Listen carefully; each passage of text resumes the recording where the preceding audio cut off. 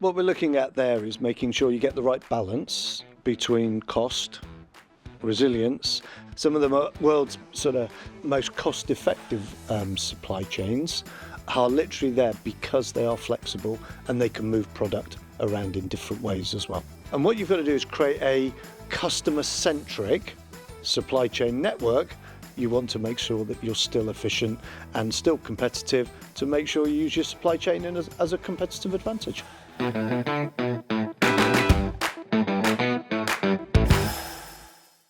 Welcome to the Insight in 15.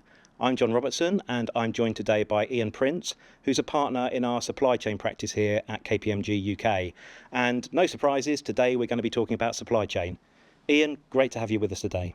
We've only got 15 minutes, so let's crack on. Got to start with the conflict in Iran, obviously.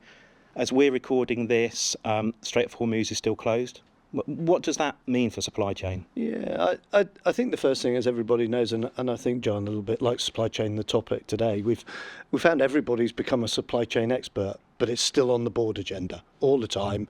It is disrupting supply chains. It's different in each sector from that side. But what we are finding is, simply British businesses have been through lots of turbulence, and they've actually been able to say, okay, I've got the visibility across my supply chains now, and I need to start thinking about the what ifs. But there is disruption. Clients are looking at it on a daily and a weekly basis at a board level.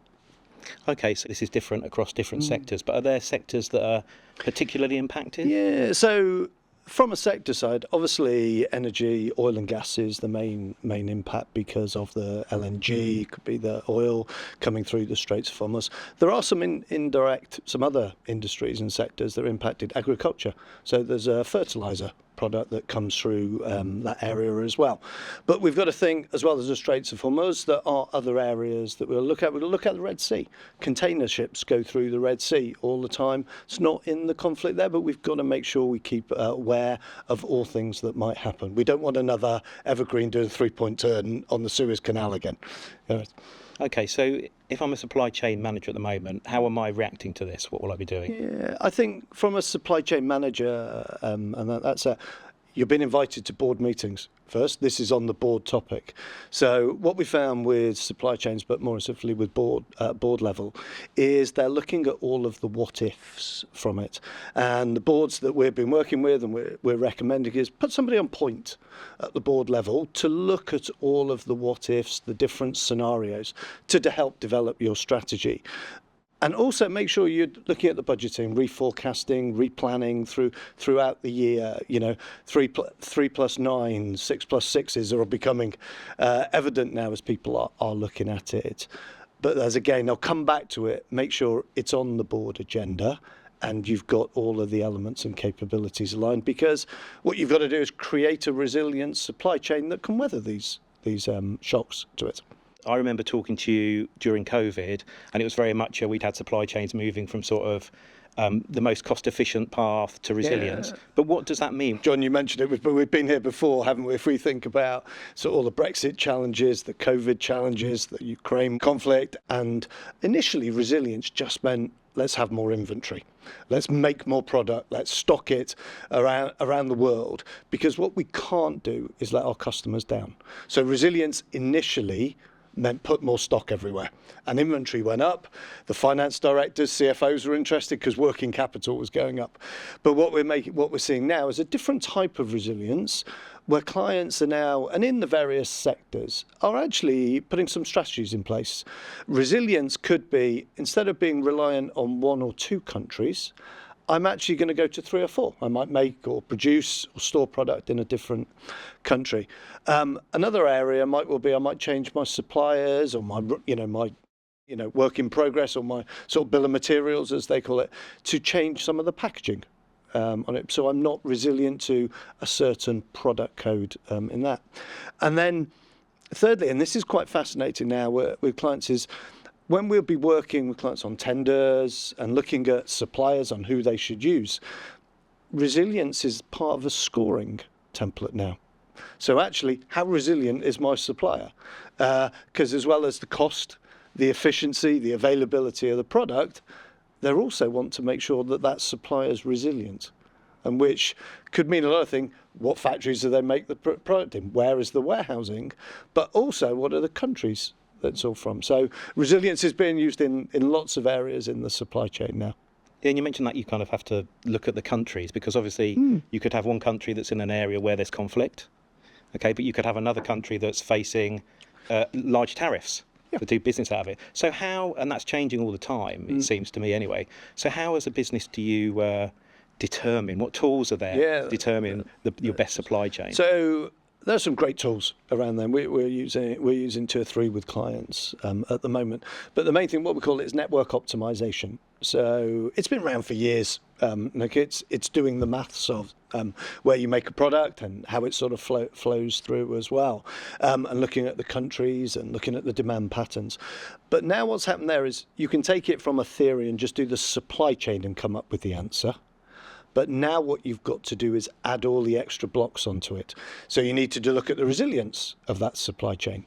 You need to look at the customs value, the tariffs, the VAT, the corporation tax, and making sure that that total cost of the network is taken into account. But the most important bit there is run lots of different scenarios on it. So, and what we found there with clients, it's one we've seen a lot of interest, particularly in the last sort of 6 months and year in this, is we've made sure during all of these times of disruption, we've served our customers. People have delivered high levels of what we call an OTIF, on time in full, how you deliver to a client. But what we've found is all parts of the network have become slightly inefficient. So what we're doing there is throwing it up and then making sure, we've got the right dots on the maps where we've got where our suppliers are, where our manufacturing and where our logistics are, but then optimizing it both from a supply chain, but from a business level. The answer is often different than if you just do it from a supply chain. It would seem on the face of it the costs are going up. Yeah. But you're talking about optimizing that. So what's going on there? So what we're looking at there is making sure you get the right balance between cost, resilience, and there's another buzzword, agility, in supply chain at the moment. So, agility could mean that I might be able to serve my customer from 2 warehouses. Yeah, and I might be able to move it between 1 or 2. So decision-making tools and supply chain intelligence is now on the agenda there, to making sure I haven't got a fixed train track. It must work this way. I can make it agile as well on that side. But quite often, your cost-efficient supply chain network is often very resilient in how you design it. Some of the world's sort of most cost-effective supply chains are literally there because they are flexible and they can move product around in different ways as well. Iain, let's stick with this idea of cost and resilience. Are there any techniques organisations can use to balance the two? Yes, and we've been using one recently with a retailer here in the UK, and it's zero basing the operations. It's a concept, so a lot of people use zero budgeting from a finance, but this is zero basing an operation in logistics or in manufacturing across the supply chain. And what we found there is, with all of the disruption that we've had, some bad processes have got into place. Some rules, some business rules haven't been challenged for years.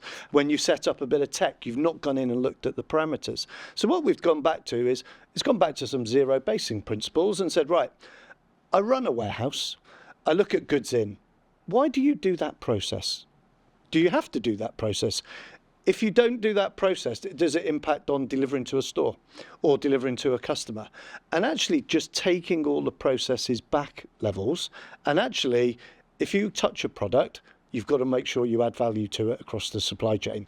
With one client, we saw nearly a 10% cost saving in their operation by zero basing, by doing what they do today, but just a lot more efficiently and eradicating things. Okay, so you mentioned a bit earlier the importance of kind of running scenarios at the board level. How do I actually go about doing that? How do I actually go about running the scenarios and working out what the different possibilities are? Firstly, never run a scenario in a silo. because then you'll come up with an answer that might be great for logistics, might be great for manufacturing, but it won't take the end-to-end business aspect to it.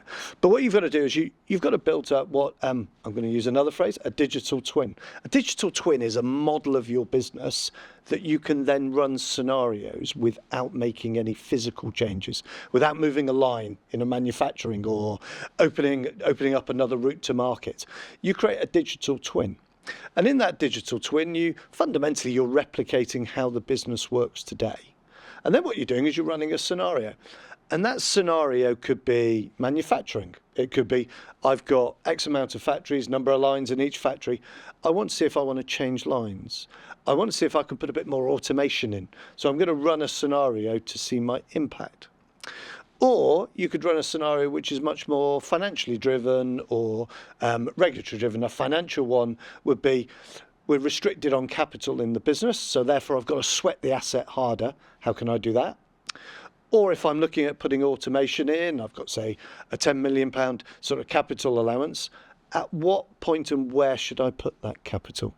And so we look at it across both from a supply chain and from a finance angle as well to make that decision. And the third bit, and also you could argue it's almost the most important, is I've got to look at my customers and how they're changing. Mm-hmm. So we've seen customers might still order the same amount, but how they've ordered is changing. And what you've got to do is create a customer-centric supply chain network that's taken into account what your customers want, how they want it, when they want it, and then make sure that's optimal as well. Lots of businesses game scenarios and do a bit of gaming. I know one of our clients at the moment is literally having a gaming 2 days where they're going, what happens if all of these take place? So on that, used to take 16 weeks, 20 weeks for these to get up and running. Now you can do it anything 4 weeks, 6 weeks, 8 weeks, 10 weeks. But the most important bit, and this is it, when you do this, you don't run it as a one-off exercise, which is what used to happen. What you do now is you make sure it's built into that supply chain capability. Because, and I think as we've been here, we keep coming back, John, don't we? You're going to be running these every week or every month, both with how the business is changing, or external factors as well. Okay, brilliant. Thanks, Iain. Look, we've had a bit of buzzword bingo. Yeah, we've had resilience, we've had agility. agility. Let's go on to another one we love talking about, AI. How's AI changing supply chain? Yeah, so AI is changing supply chain in lots of ways that we've seen it. So we're building agents with clients at the moment. We're doing it within our third-party logistics and the contracting. We're building agents with demand planning. And then we're building agents in all areas of the supply chain, both in supply chain planning, demand planning, capacity planning, to take some of those mundane tasks, but also using that data to run some of those what-if scenarios and helping that demand planner, supply chain planner do their job in a much more effective and efficient way. Okay, so this is another case of sort of AI augmenting people. 100%. We're almost time up for today, but one more question. We always ask all our guests, what's your kind of one thing that you want our audience to go away with today? Yeah, so one, I'll be cheeky and take three. I always do. So the first thing, again, on a supply chain, I've said this all the time, get visibility across your supply chain at board level and put somebody on point in the board to report to the board to help make those decisions. Second one is optimize your network and your supply chain and your footprint around the world to create a resilient and an agile supply chain that you can. And the third one is keep your eye on those costs, because you've got to remember that when you do create that supply chain, you want to make sure that you're still efficient and still competitive to make sure you use your supply chain as a competitive advantage. Fantastic. Thanks, Iain. Always a pleasure to talk to you. Our time's up. I hope you've enjoyed this episode. If you have, please subscribe on Spotify, Apple Podcasts or YouTube, and we'll see you again for the Insight in 15.